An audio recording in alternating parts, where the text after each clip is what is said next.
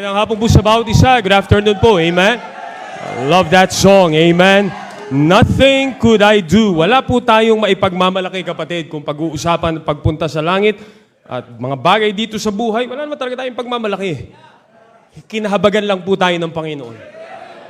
I mean, what's your accomplishment? Lahat naman yan galing sa Diyos. Salapi, galing yan sa Panginoon. Talino, galing po yan sa Panginoon. Amen. Wala ho tayong pwede ipagmalaki sa Diyos. Kaya nga, pinakamagandang gawin po natin sa buhay natin ay maging tapat na maglingkod sa Panginoon. Amen. Always remember that, kinahabagan lamang tayo ng Diyos.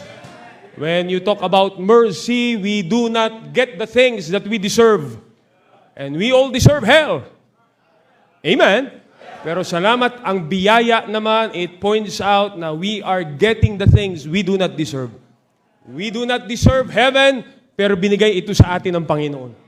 The best thing we can do, mga kapatid, ay tapat na maglingkod sa Panginoon. Amen. Salamat po, Pastor Ed, for this another opportunity na makapagbahagi po ng salita ng Diyos. Tayo po tayong lahat. Grab your Bibles, please. And praise the Lord for the Word of God. Amen. Imagine tayo po'y nasa last Sunday na ng July. Amen. This week, pag-uusapan na ng mga area yung Christmas Fellowship. Amen. Well, let's go to 1 Thessalonians chapter number 4. 1 Thessalonians chapter number 4. 1 Thessalonians chapter number 4. At may pagkakataon na naman po mga taga Las Piñas na matulog dahil magtutuloy na naman po ako ng mensahe ko ngayong hapon. Amen. Alright, 1 Thessalonians chapter number 4. Paglinggo ng umaga po kasi napakaiksi ng oras eh. Parang 11:30, tulog na yung mga member. Parang hindi na nakikinig. Paano mo pa itutuloy? Kaya, let's continue that this afternoon. Alright? Anyways, nakatatlong puntos naman po kami kaninang umaga. 20 po ito, kaya 1 Thessalonians chapter number 4, we'll be reading verse number 13 to verse number 18. 1 Thessalonians chapter number 4, verse 13 to verse number 18. Nakita niyo na po, amen? Amen. Bible says, verse 13, "But I would not have you to be ignorant, brethren, concerning them which are asleep, that ye sorrow not, even as others which have no hope."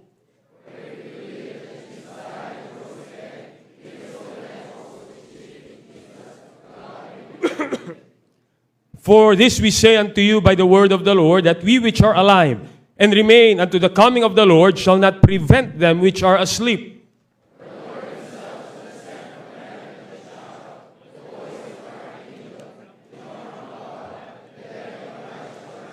Then we which are alive and remain shall be caught up together with them in the clouds to meet the Lord in the air, and so shall we ever be with the Lord.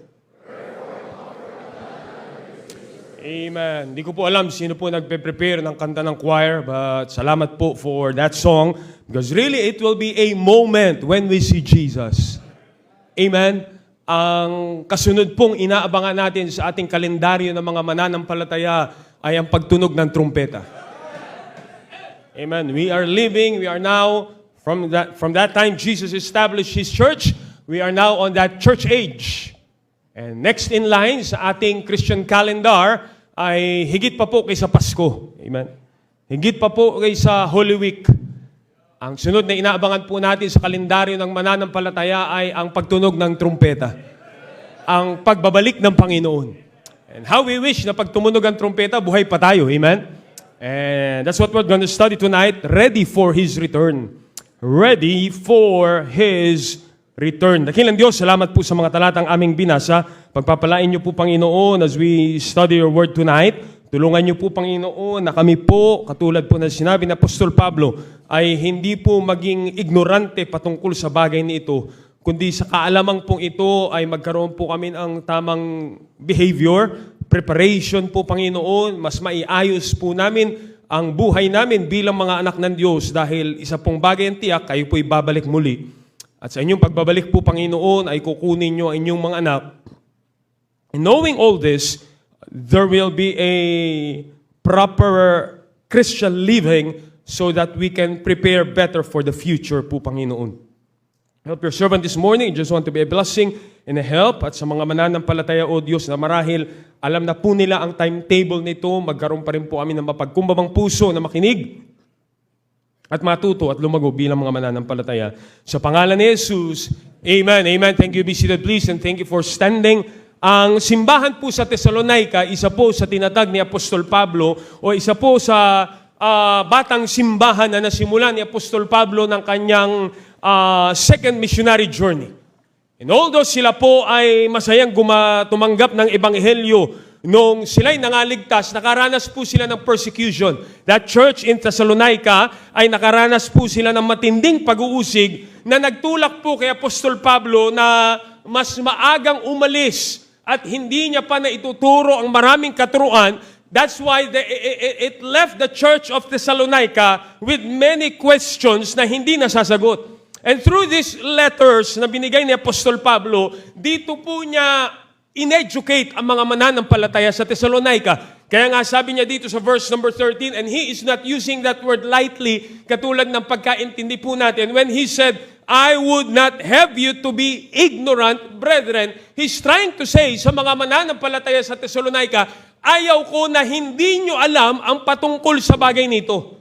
Dahil pag nalaman nyo at naunawaan natin ang patungkol sa bagay nito, ito ay magtutulak sa atin ng mas mainit pang paglilingkod sa Panginoon. Kasi po, isa sa takot ng mga taga-Thessalonica ay ano daw ang mangyayari sa mga mahal sa buhay nilang naligtas pero namatay na at hindi pa bumabalik ang Panginoon. Natatakot sila na ito bang mga namatay na ito ay hindi na sila aakyat sa langit and all those fears at ito'y nagdulot ng pangamba po sa kanila. And Paul has to write this 13, 14, 15, 16, 17 verses to educate them, for them not to be ignorant concerning this thing called the rapture.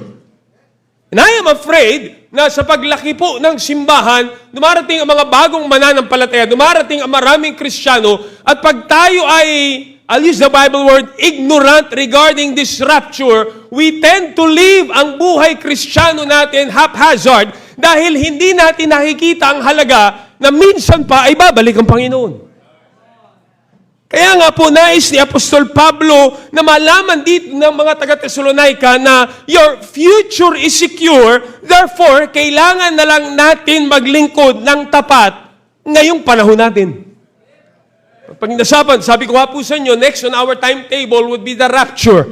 Rapture is not found in our English Bible, but that doctrine is very clear right here sa mga binasa po nating talata. It means catching up. It means to snatch away. It means to be taken suddenly. Ito po ay isang pangyayari sa hinaharap kung saan ang Panginoon ay bababa mula sa kalangitan at sasalubungin na ngayon ang mga ligtas doon sa alap-apap to meet the Lord in the air. And the Bible is clear also na yaong mga namatay. Notice the word, ginamit niya po yung salitang asleep. Ibig sabihin, mga tulog sa simbahan ay may iwan. Amen? He used the word asleep simply because alam ni Apostol Pablo, yung mga naligtas na nangamatay ay hindi po talaga sila namatay dahil sila'y mabubuhay na maguli. So in Bible vocabulary, sila'y mga natutulog lamang. Katulad ng ginagawa ng iba sa simbahan. Amen? So we are in that church age, then there will be the rapture, then there will be the 7 years tribulation. Kung akala nyo po ay grabe na ang nangyayari sa panahon natin ngayon, it will be more and worse pag wala na ang mga asin na mananampalataya sa sanlibutan ito. There will be wars, there will be famine, there will be disease, there will be earthquakes, there will be darkness, massive destruction. There will be that 7 seals and 7 trumpets. You study Revelation 6, 8, and 9. Revelation chapter number 16. We don't have time to all those, pero maunawaan po natin that 7 years tribulation will be terrible. Kaya nga salamat, malinaw na tinuro ng salita ng Diyos na bago pa dumating ang 7 taong tribulation, ay kukunin niya muna yaong mga ligtas at yan po ang pinanghahawakan po natin. Amen? 7 years tribulation, then there will be that second coming of Christ kasama na yaong mga ligtas. I hope I have much time on this, and then there will be 1,000 years of reign with Christ on earth. Amen? Hindi mo na kailangan mag-intay o hindi mo na kailangan maghanap ng posisyon ngayon. Dahil balang araw maghahari po tayo kasama ni Kristo. Maraming tao po ay nagtatanong, kailan ba babalik ang Panginoon? But I think reading these verses this afternoon would give us a more important Bible question, and that is, ngayong alam kung babalik ang Panginoon, hindi natin alam kung kailan. Pero dahil alam nating babalik ang Panginoon, paano ba dapat tayo mamuhay bilang mananampalataya? I think that's the more important question, right? Kasi hindi naman natin masasagot kung kailan babalik ang Panginoon. Maraming gumagawa ng hula, maraming gumagawa ng kanilang propesiya. I read an article, one South African preacher in 2025, nag-claim po siya na pinahayag daw sa kanya ng Diyos ang exact date ng rapture. At yung kanyang prediction po ay kumalat sa YouTube, kumalat sa Facebook, kumalat sa TikTok. Tinawag po nila itong rapture talk. Sa mga interview po sa kanya, sabi niya, ang Panginoon daw ay nag-appear sa kanya at babalik ang Panginoon ng September 23 or 24, 2025. He even connected yung kanyang prediction sa future world events. Pero pumalya po yun.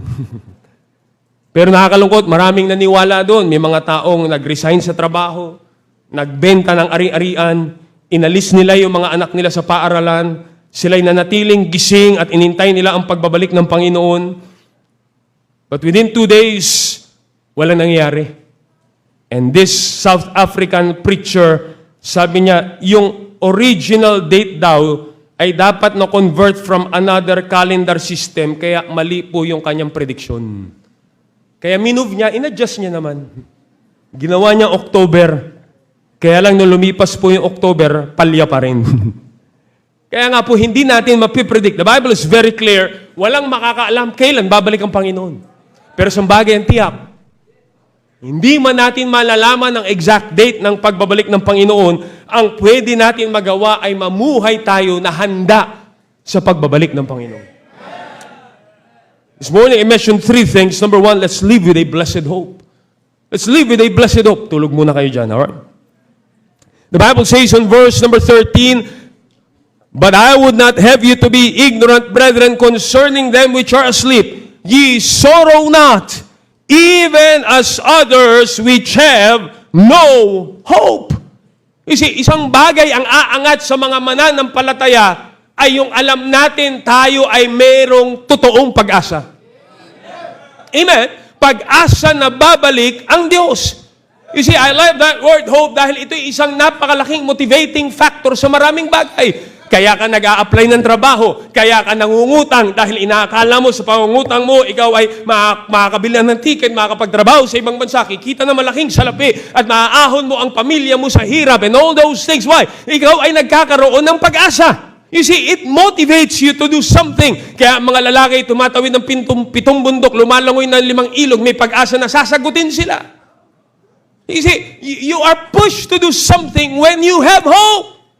And in this life, so many people ay nawawalan ng pag-asa kaya kinikitil nila ang buhay nila pag marami ng suliranin. Pero bilang isang mananampalataya, tayo'y nakakasigurado na babalik ang Panginoon. Therefore, anumang pagtitiis natin sa mundong ito, we do not sorrow as others do. Why? Meron tayong buhay na pag-asa. Na babalik ang Panginoon. Amen. Live with a blessed hope.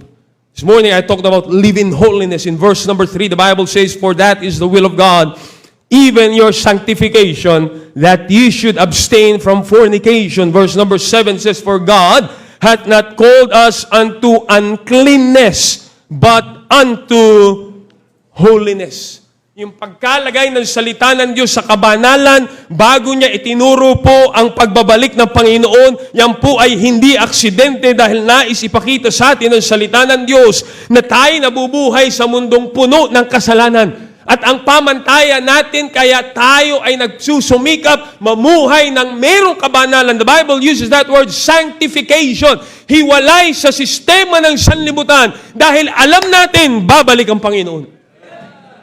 Amen?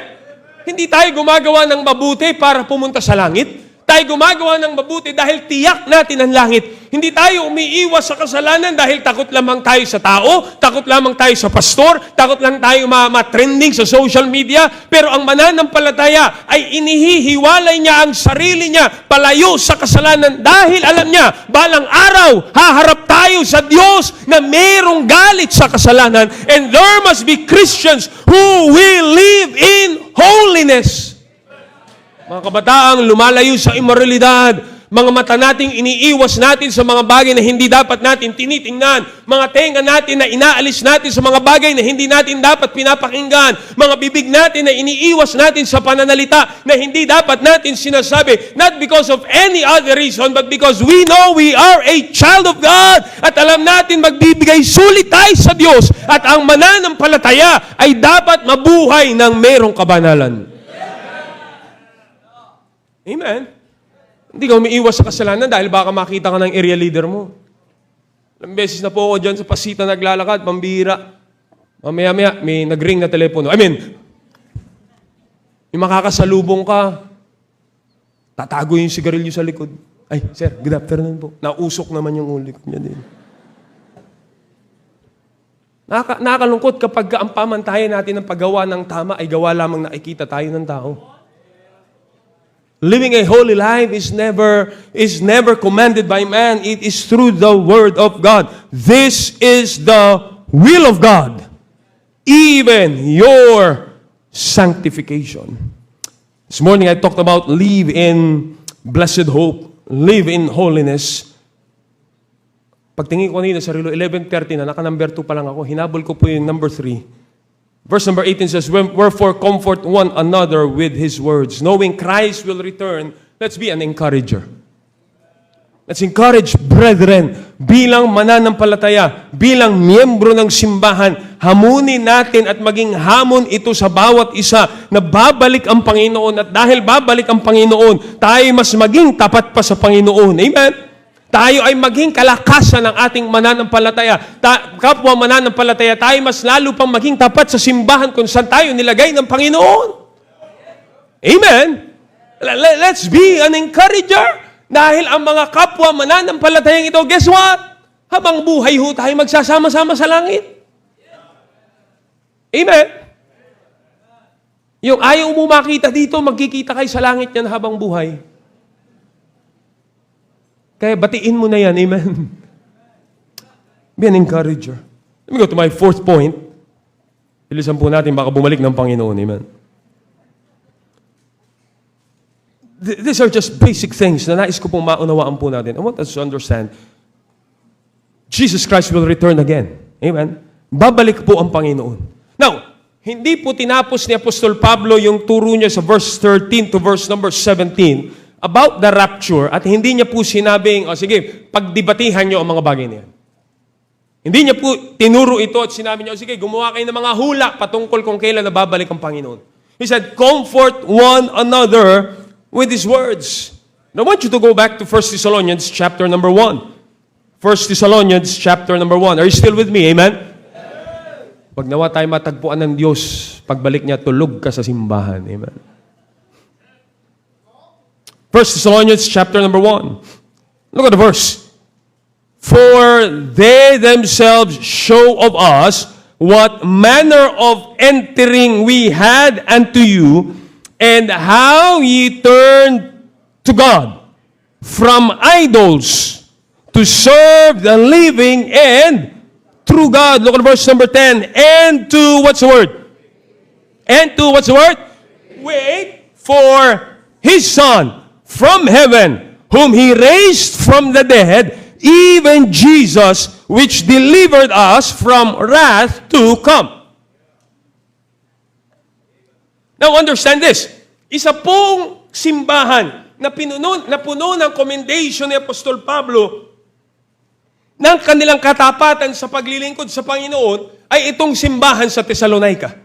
You read chapter number 1, and many times you heard that message about this is one of those ensample church. You know, you understand na sila, verse number 7, so that you were ensamples to all that believe in Macedonia and Achaia, for from you sounded out the word of the Lord not only in Macedonia, Achaia, every place your faith to God's word is spread abroad, so that we need not to speak anything. Imagine that. Sabi ni Apostol Pablo, wala na kaming kailangan sabihin pa dahil ang patutuon nyo ay umaalingaw-naw na. Ang katapatan nyo, ang salita ng Diyos na nangyari sa buhay nyo ay lumalaganap na at kayo ay halimbawa ng maraming mananampalataya sa Macedonia at sa Achaia. And he said how ye turned from idols to serve the living and true God. And I love that. And to wait for His Son from heaven.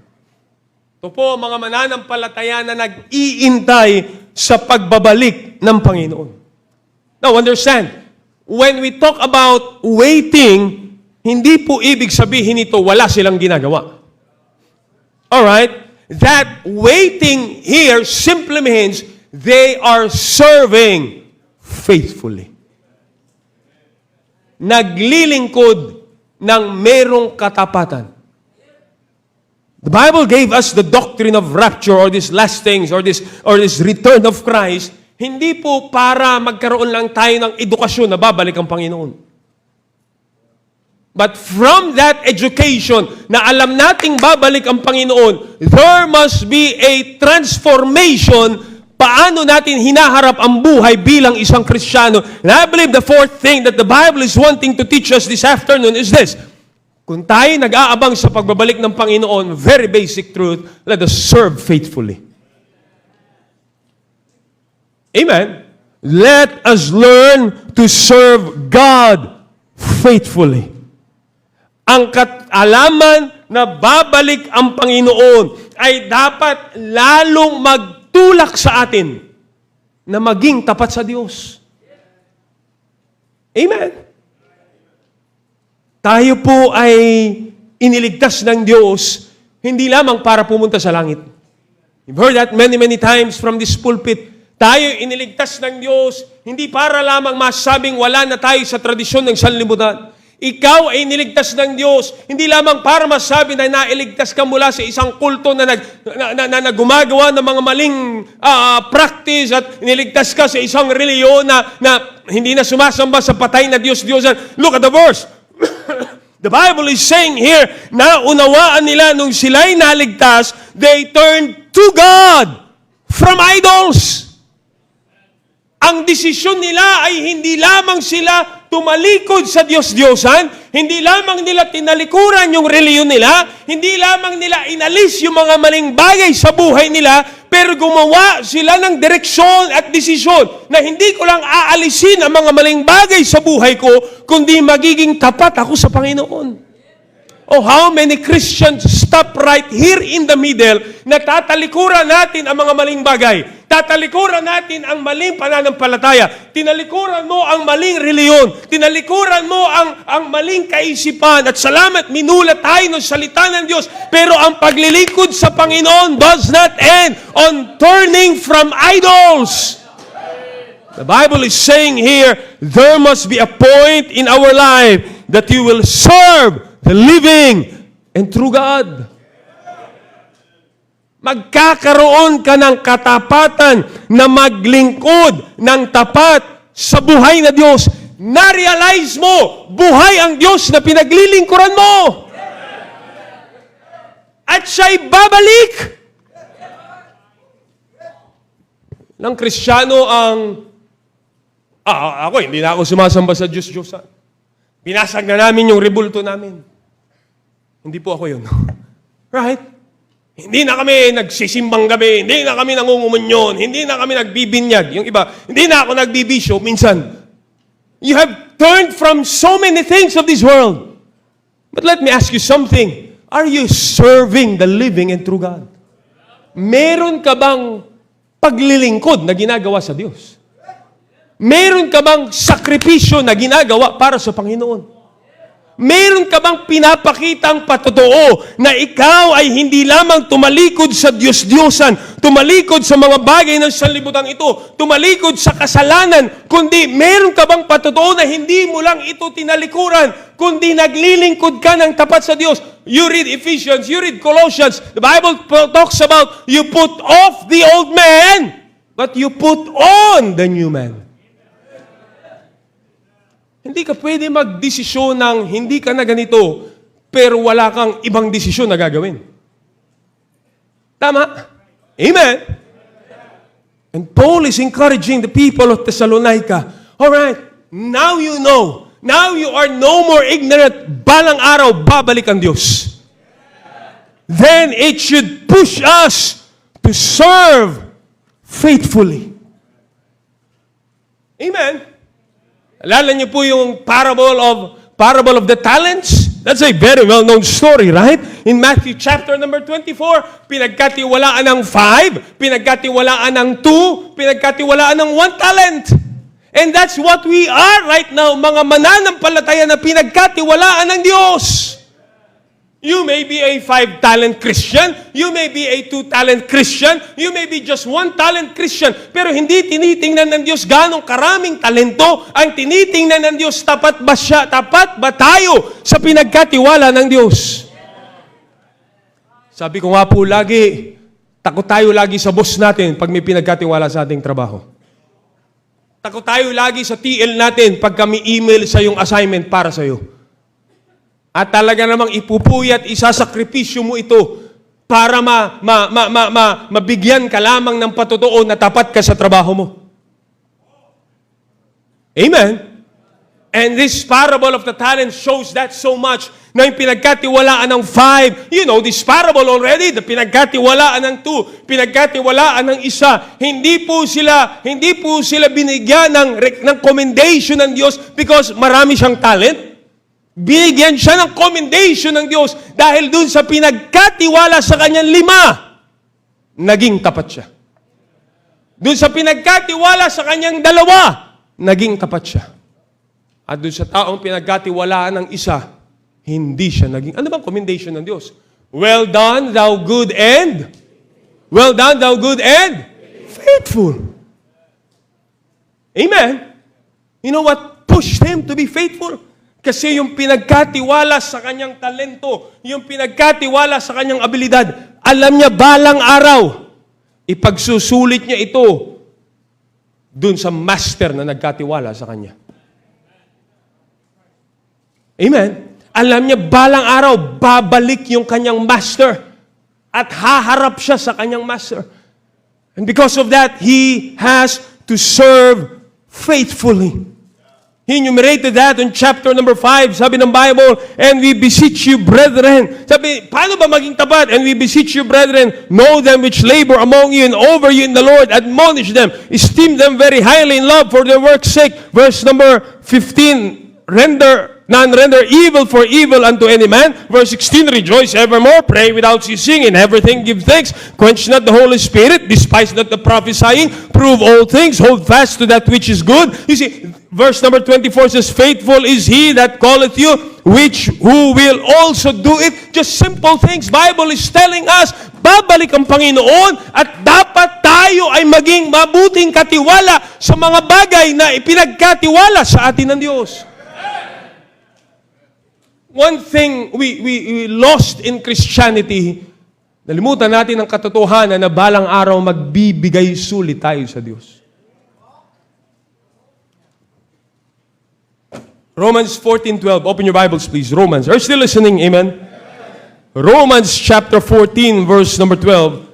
The Bible says in Romans 14, verse number 12, so then, you got it? Romans chapter 14. So then every one of us shall give account of himself to God. Sige, go. You want to serve God, in the way that you want to, gusto mong magpakalayaw sa sanlibuang ito, go ahead. But isang bagay ang tiyak, magbibigay sulit ka sa Diyos. Ayaw mo maniwala sa preaching, ayaw mo maniwala sa Biblia, nasaktan ng kalooban mo, at ayaw mo nagsimba, go ahead. But let me tell you something, haharap ka sa Diyos. We can give all the reasons we want to. Pero Paul is reminding us, babalik ang Panginoon. And the best thing we can do is what? Serve the Lord faithfully. We've lost thought na bibigay sulit ka. Amen.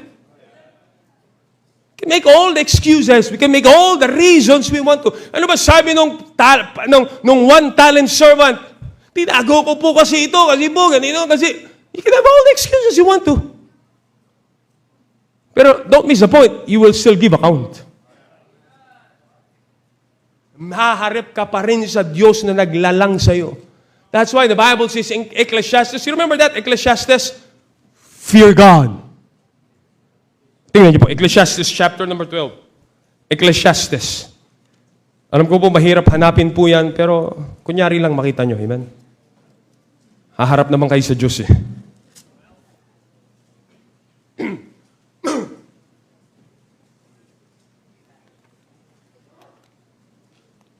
Ecclesiastes chapter number 12. Ang sabi po dito ni Solomon, verse number 13, let us hear the what? Conclusion.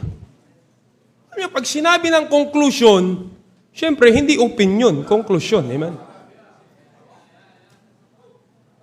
Diyan kayo nagigising talaga sa mga karnal na bagay. Amen? Sabi niya, let us hear the conclusion of the whole matter. All right, let's sum it all up. Tama? Sa mga project ba, therefore I conclude. All right, let's sum it all up. Gusto mo maging backslider? Sige. Gusto mo siraan ng pastor? Sige. Ayaw mo mag-involve sa gawain ng Diyos? Go ahead. You're free. We live in a free country. But listen, fear God and His commandments, for this is the whole duty of man. For God shall bring every work into judgment with every secret thing, whether it be good or whether it be evil. You can decide to do what you want to do in your Christian life. Ayaw mo makinig sa preaching? Sige. Gusto mo magkwentuhan dyan sa sulok? Sige. Gusto mo maging immoral sa pamumuhay mo? Go ahead. Pero you were warned. Yung gusto mo gawin, ipagbibigay sulit mo. And dahil magbibigay sulit tayo, the Bible is just encouraging you, then just be faithful. Amen? Nagkakaroon po tayo mga kapatid. Magbibigay sulit din man lang tayo sa Diyos. Eh di magbigay sulit na tayo sa Diyos bilang isang mananampalataya that you will hear, well done, thou good and faithful servant. The more I minister po sa mga kapatiran sa Las Piñas, ang daming tinuturo po sa akin ng Diyos. And one of the things I learned is this. Marami minsan magagalit sa pastor, mamimisinterpret and everything, and people fail to realize, pastor is motivating, preachers are challenging us, na-o-offend tayo minsan, but really, ang gusto lang naman ng pastor ay humarap ka sa Diyos with that commendation, well done, thou good and faithful servant. Now, kung ma-o-offend ka, sige. Kung titigil ka maglingkod sa Panginoon, sige. Pero somebody motivated you to serve the Lord faithfully. Ikaw na magbibigay sulit sa Diyos. Ako na magbibigay sulit sa Diyos. You can correct my preaching, pero hindi ako magbibigay ng sulit sa iyo. Amen? Mga kapatid, unawain po natin. Excited tayo. I love Him. Oh, what a moment! Ano kayang moment ang mangyayari pag hinarap ka na sa Panginoon? Amen? Stay faithful. Serve faithfully. Maraming pagdadaanan ng buhay Kristiyano, marami tayong hindi mauunawaan. Dadaan tayo sa maraming pagsubok, daraan tayo sa maraming sitwasyon sa ating buhay, uusigin tayo. Bible is filled with illustrations of people who went through tough times, who went through hindi maunawa ang sitwasyon, hindi mapaliwanag na hirap, pero sila ay nanatiling tapat. Noah still built an ark. Amen! Why? Dahil alam niya, sa Diyos siya magbibigay ng sulit. I challenge you believers, this doctrine about the return of Christ was not written para pagdibatihan. Ito ay isinulat para maggising tayo sa katotohanan. Handa ka ba? Tapat ka ba pag bumalik ang Diyos? Ikaw ba ay masasabihan ba tayo ng, well done, thou good and faithful servant? You may be the best employee in your company. You may be the prestigious, well-known person. Pero wala nang tatalo pag ang Diyos na naglalang sa iyo ang magsasabi saying, well done, thou good and faithful servant. At sa mga bagay na pinagkatiwala sa atin ng Diyos, bilang ama ng tahanan, bilang nanay, bilang kabataan, bilang miyembro ng simbahan, we became a faithful servant. Amen. Ginawa natin ang best na pinagkatiwala sa atin ng Diyos. Naging tapat tayo sa Ebanghelyo. Ipinahayag natin ang salita ng Diyos. Binigyang halaga natin ang mensahe ng salita ng Diyos. Serve faithfully. Amen. You see, ang pagiging, when the Bible says they watch on that 1 Thessalonians chapter number 1 to wait for His Son from heaven, that does not mean na nag-aabang, may kalendaryo sila, kundi sila po ay naging tapat na naglilingkod sa Panginoon. Number 4, serve faithfully. Amen. Serve faithfully. Number 5. Amen. Number 5. Bilis mo po tayo. Pasensya na po sa boses.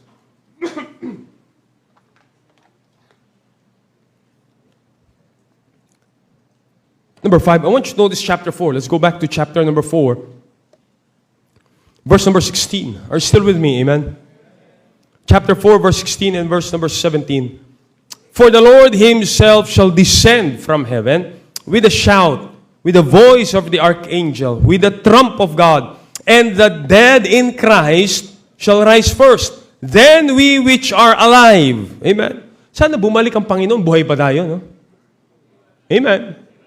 Then we which are alive and remain shall be caught up together with them in the clouds to meet the Lord in the air, and so shall we ever be with the Lord. Verse number 18 says, wherefore, comfort one another with these words. Alam niyo mo bakit sinabi ni Apostol Pablo, comfort one another with these words? Sino ba ang nangangailangan ng comfort? Siyempre, yung dumadaan sa discomfort. Malalim po yun, mga kapatid. Amen?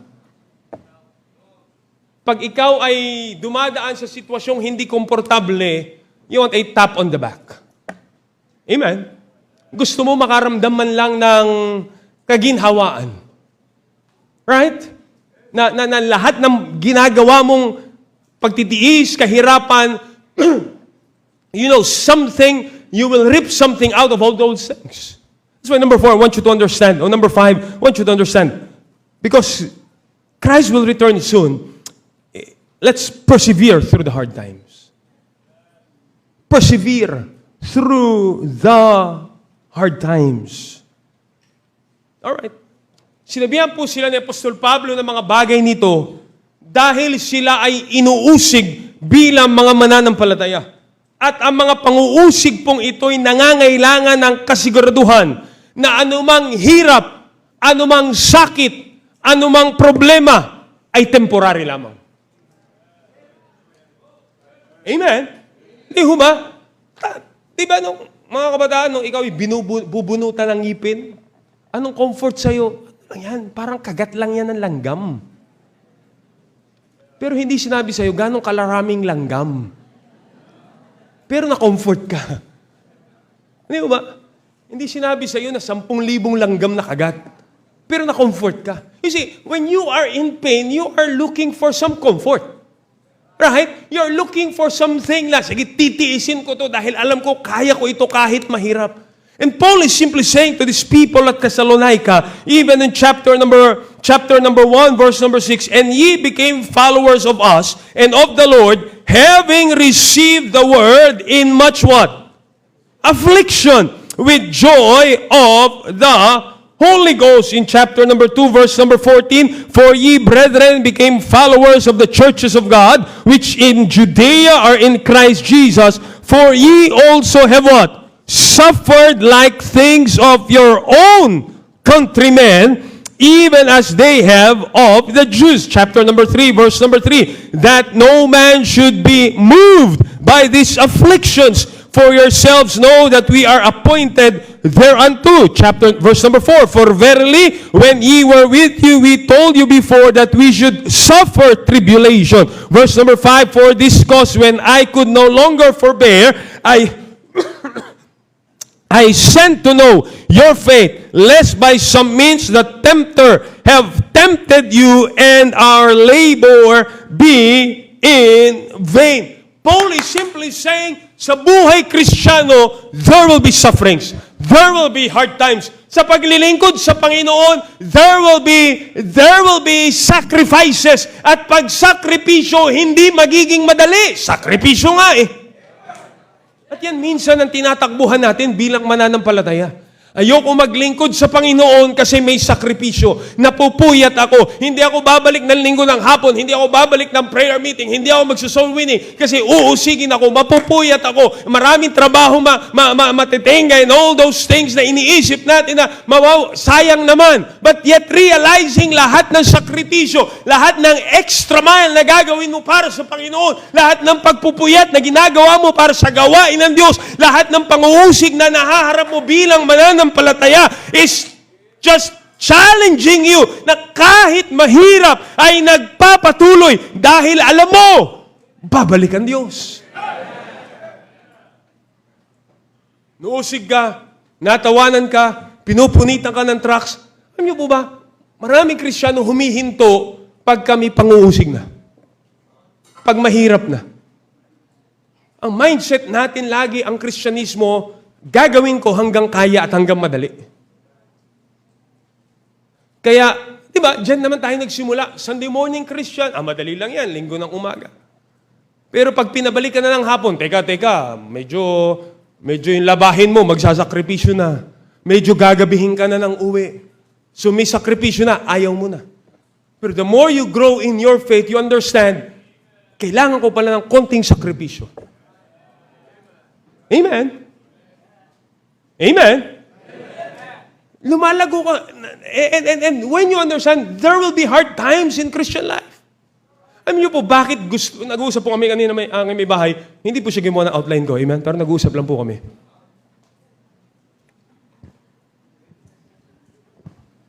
Kinaya lang kita. Bakit maraming Kristiyano, maraming tao, I should say, they chose easy path of religion. Tama? Ayaw nila, alisan yung religion nila kasi madali lang dun eh. Sisimba lang, the sign of the cross lang, sausaw lang ng konti. Tama? Tapos uwi na. Sa loob na simbahan, sabi ko nga kaninang umaga, mga banal yan, bawal tumawa sa simbahan. Tama? Paglabas niyan, anong tumama sa loto?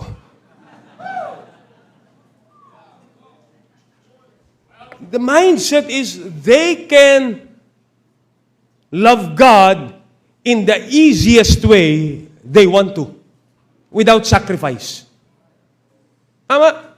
Pwede naman na magsimba, timo, walang umuusig sa akin. Pwede pa rin ako manigarilyo, pwede pa rin ako magsugal, pwede pa rin akong, dito na lang ako. But yet, when you understand na pag ikaw ay tunay na naligtas, nakita mo yung sakripisyo ni Kristo para sa iyo, then you understand, meron ding sakripisyo sa paglilingkod sa Panginoon. At doon tayo humihinto. Pag mahirap na, pag may tatawa na sa'yo, pag may uusig na sa'yo. That's why Jesus Christ said it real well. Sabi niya, if any man will come after me, let him what? Deny himself, take up his cross and follow me. Amen. And persecutions will come, and hardships will come, and challenges will come sa buhay Kristiyano. But listen and listen well, dahil alam mong babalik ang Panginoon. That song says, it will be worth it all when we see Jesus. Amen. Dahil alam mo, pagdating sa langit, tapos lahat ng paghihirap.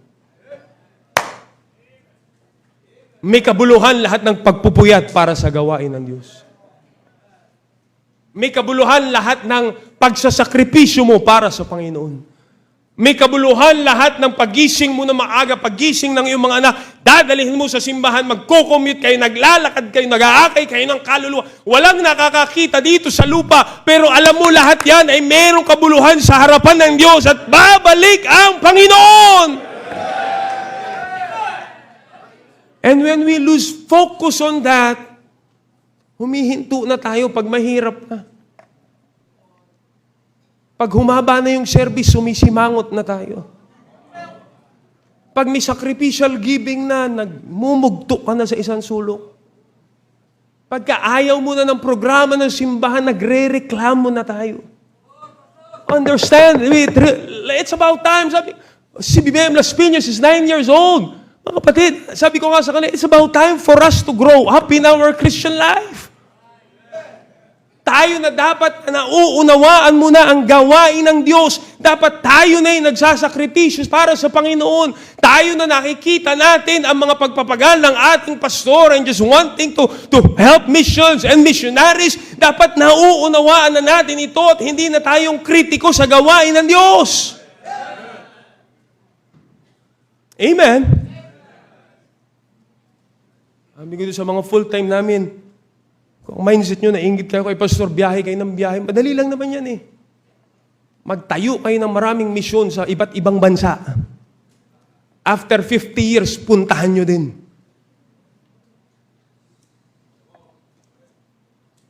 Tama? Lahat po yan ay pagtatanim at pag-ani ng tinatanim. Amen. Mga kapatid, let's understand, there will be hard times in serving the Lord. There will be hard times, but yet those trials became so bearable at kaya nating itiisin dahil alam mo, babalik ang Panginoon. Hindi ka naman habang buhay magpupuyat dahil nag-Sunday night service ka. Amen. Hindi naman habang buhay magta-tithes and offering ka. May wakas po lahat yan. Pagdating naman sa langit, aanihin mo lahat ng sakripisyo mo para sa Diyos.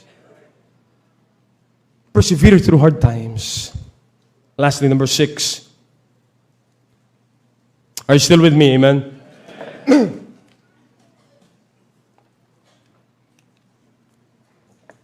Number 1. Quiz muna po tayo. Number 1. Nalimutan.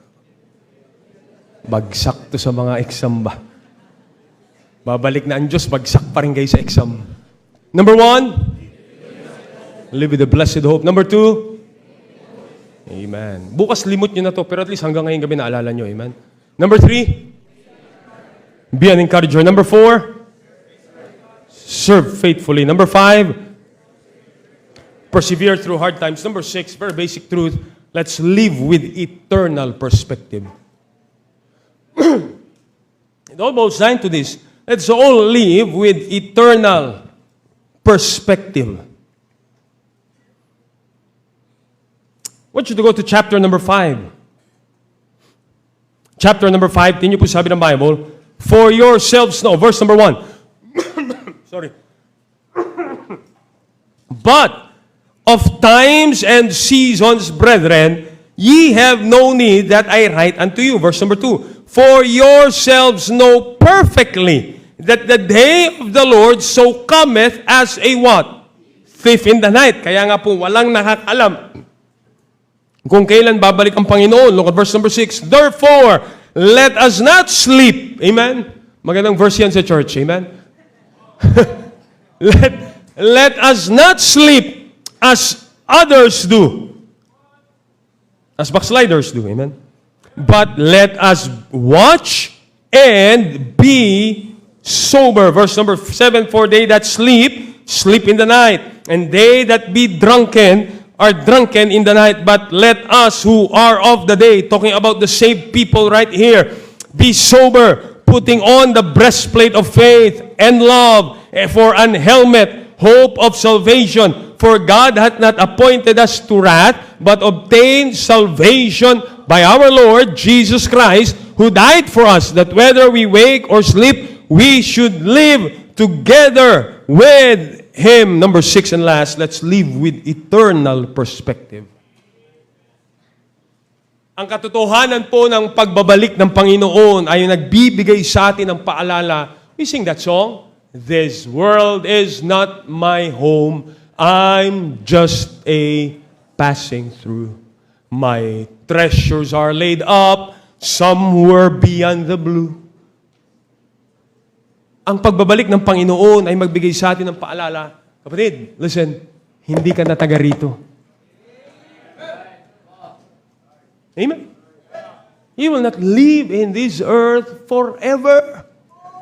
Sabi ko nga po sa mga sinisharean ko, pag tumanggap sa Panginoon, binigyan ka ng buhay na walang hanggan. Ang tanong ko lagi, saan mo gusto gugulin yung buhay na walang hanggan? Dito sa lupa o sa langit? 500 years old ka na, buhay ka pa dito sa lupa. Nagkaagera ng lahat, buhay ka pa, gusto mo yun? But what a truth to know that that eternal life is not here on earth, but it's in heaven. Ano po, maraming mananampalataya na bubuhay na as if tong buhay natin sa mundong ito ang pinakamahalaga na. Alam niyo po yun? Na nakafocus na lang tayo sa tagumpay ng sanlibutan ito, sa comfort ng sanlibutan ito, sa recognition, sa palakpak ng maraming tao, sa accomplishment, sa reward na ibibigay ng mundong ito. Pero ang pagbabalik ng Panginoon ay nagtuturo po sa atin beyond what is temporary. Lahat ito temporary lang. Lahat ng yaman natin ay temporary lang. At dahil alam nating babalik ang Panginoon, our focus should be on that which is eternal. You see, knowing that Christ is coming should change our priorities. Hindi makasimba, hindi makapag-akay ng kaluluwa, hindi na makapagbasa ng Bible, hindi na makapag-involve sa gawain ng Diyos, abalang-abala magpayaman, abalang-abala kumita ng pera, abalang-abala magkaroon ng kasikatan. I'm not saying those are all wrong, but as a child of God, we have lost our priorities because we are living on a temporal perspective. Paano pa ako kikita? Paano pa ako sisikat? Paano ako makikilala sa barkada? Paano pa dadami ang plaque, ang recognition, ang medalya, just applause? Let me tell you something, lahat po yan iiwan natin dito sa lupa. Amen. I'm not saying those things are all wrong, but the Bible is trying to say, seek ye first the kingdom of God.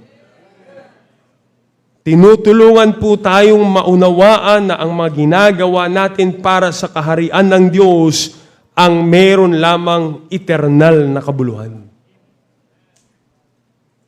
Amen. Na yaong pagpapagal natin sa Diyos, yun lamang ang merong kabuluhan sa langit. Yung pamilya mong nadala mo sa Panginoon, yung mga anak mong naturuan mo ng katapatan sa gawain ng Diyos, yung paglilingkod mo sa Diyos sa pamamagitan ng simbahang ito, yan lamang ang mabibitbit natin sa langit. Kahit isama mo pa sa iyong ataol, ang diploma, ang plaque, ang cheque, lahat, iwan yan dun sa ilalim. Huhukayin ng incheck, makukuha nila. Pero hindi natin madadala sa langit yan. Let's all go back to that mindset that the return of Christ should remind us na ang career natin, ang possessions natin, ang kasikatan, ang accomplishments natin, lahat po yan lilipas. Heaven and earth shall pass away. Amen. Ang mga sumisikat na teknolohiya ngayon, hindi ho nagugulat ang Diyos sa mga bagay na yan. Pero sa isang iglap, pwede yan alisin ng Diyos. But I'm telling you something, let's go back to that perspective that we will live eternally. Nagdusa siya sa Ebanghelyo, okay lang. Kasi meron naman tong eternal na gantimpala sa langit. 2 Corinthians chapter number 4. 2 Corinthians chapter number 4.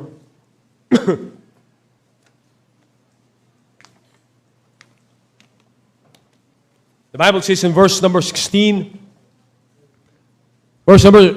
for which cause we faint not, but though our outward man perisheth, yet the inward man is renewed day by day. Look at verse number 17, for our, what's the word?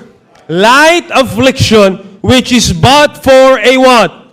Moment. Lahat ng sakit natin sa mundong ito ay panandalian lamang, considering worketh for us a far more exceeding and eternal weight of glory. Verse number 18, while we look not at the things which are what? Seen, but at the things which are not seen, for the things which are seen are temporal, but the things which are not seen are eternal. Ang mamuhay po tayo na merong perspective, na merong eternity, means magbabago ang priority po natin at uunahin nating malugod ay ang Diyos sa langit. Right? You have tried to please your boss. You have tried to please your employer. You have tried to please your friends. And just like that, nawala yung boss mo. Nawala yung barkada mo. Nawala yung kaibigan mo. Pero ang isang mananampalataya, natututo tayo mag-invest sa gawain ng Diyos.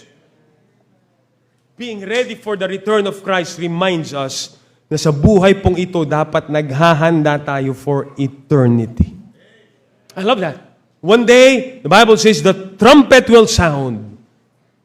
Tutunog ang trumpeta ng Diyos. Huwag na nating pagtalunan kung anong tutugtugin. Huwag na natin pagtalunan kung orchestra type ba, anong trompeta ba, anong kiba yung kanyang pagtugtog. Huwag natin pag-aabalahan yung mga bagay na yun. Umaga, tanghali, gabi ba darating ang Panginoon? Huwag natin pag-aabalahan yun. Lahat po yun ay mystery na hindi hinayag sa atin ng Diyos. Pero sa bagay ang inihayag sa atin ng Diyos, babalik siya. At dapat sa kanyang pagbabalik, handa ka. Sa kanyang pagbabalik, alam mo, makakarinig ka ng well done, thou good and faithful servant. Kasi ang emphasis ni Apostol Pablo ay hindi po, babalik ang Panginoon, i-calculate nyo kung kailan. Hindi naman yun ang sinabi ni Apostol Pablo. Yan ang pinagkaabalahan ng maraming tao. At marami nang naloko sa bagay na yan. Hindi sinabi ni Apostol Pablo, babalik ang Panginoon, tutunog ang trumpeta, kwentahin nyo kung anong date. No. Ang kanyang emphasis po ay babalik ang Panginoon at mabuhay tayo araw-araw na baka sa araw na yun bumalik ang Panginoon. Amen? Sa bagay na dapat tiyakin natin, una, siguraduhin mo ligtas ka. Amen? Dahil pag tumunog ang trumpeta, sabi ng Bible, sa isang kisap mata, in the twinkling of an eye, alam mo kapatid, kaibigan, pagpunta sa langit, bawal ang sabit. Kung sanay ka sumabit sa jeep, pagpunta sa langit, hindi ka pwede sumabit sa laylayan ng pantalon ng tatay mo. Panginoon, naiwan ako, baptist ako. No. Make sure you're saved. Make sure haharap ka sa Diyos. And you will hear a well done, thou good and faithful servant. Ang pagbabalik ng Panginoon ay hindi lamang po isa pangyayari na inaabangan po natin. Ito po ay isang katotohanan na dapat, listen, dapat magbago ng prinsipyo natin sa araw-araw nating pamumuhay. Kaya sabi ni Apostol Pablo, I would not have you to be ignorant. Kasi may mga bagay tayong ginagawa na akala natin tama kasi ignorante tayo sa bagay na yun. Pero Paul is saying, ayokong hindi nyo alam na babalik ang Diyos. Ayokong hindi nyo alam na balang araw tutunog ang trumpeta at dahil hindi nyo alam, hindi kayo magiging handa. Now you know. Amen? Now we are educated. Now the Bible gave us education. The trump of God shall sound and Jesus Christ is coming again. Then dapat mabuhay tayo na handa at matapat. May mga pang-uusig, pero magpatuloy po tayo. May mga suliranin, pero may maging tapat tayo sa Panginoon. Pagdating sa langit, hindi tatanungin ng Diyos ilan ang diploma mo. Hindi tatanungin ng Diyos anong brand ang mga relo, sapatos, gadget. No? Sang school ka pumasok, ilang 3 points na i-shoot mo, ilang bahay ang nabili mo. No? Tatanungin ng Diyos, ano yung ginawa mo para sa Panginoon? You see, oh, what a moment when we see Jesus. Mawawala lahat ng problema and it will be forever and ever. But I pray the truth tonight opened our eyes na tayo mabuhay sa paraan na naluluwalhati ang Diyos na makakatagpo natin pag tumunog ang trumpet.